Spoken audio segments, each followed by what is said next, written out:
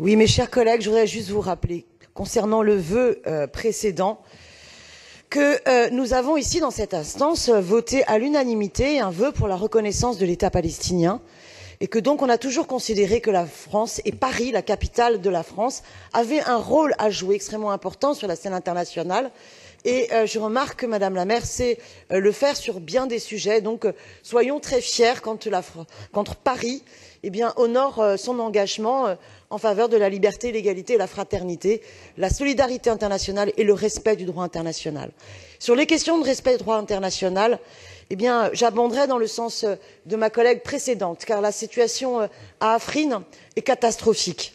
Oui, nous devons absolument condamner l'attaque turque sur Afrine et interpeller le président de la République pour qu'il honore la France, qu'il ne fait pas aujourd'hui. La situation est extrêmement préoccupante depuis le lancement de l'opération Rameau d'Olivier contre les Kurdes de la région d'Afrine en Syrie par Erdogan.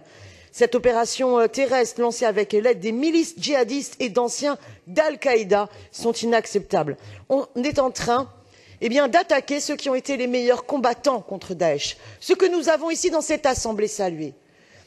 Nous sommes en train sous nos yeux, aux frontières de l'Europe, de voir l'armée turque qui attaque les unités kurdes d'Afrine et du Rojava en les attaquant de ceux qui se sont battus contre Daesh de Kobané à Raqqa avec le soutien de la coalition internationale.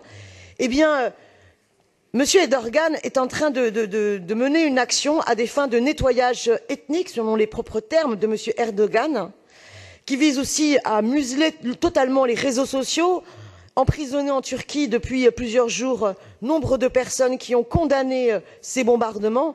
Et derrière tout cela, il faut bien comprendre ce qui se passe. À Afrine, dans le canton d'Afrine, c'est un des premiers lieux à avoir échappé en 2012 au contrôle de Bachar el-Assad. Le premier lieu à avoir créé ses propres écoles, son système de sécurité. Ça fait partie du Kurdistan syrien, le Rojava, qui défend un projet social, multiethnique, laïque, féministe, extrêmement précieux au Moyen-Orient, écologique et socialiste. Il va falloir conclure, c'est bien Madame parce que cette expérience au service d'émancipation totalement alternative dans la région qu'Erdogan, dans sa dérive totalement fasciste, attaque.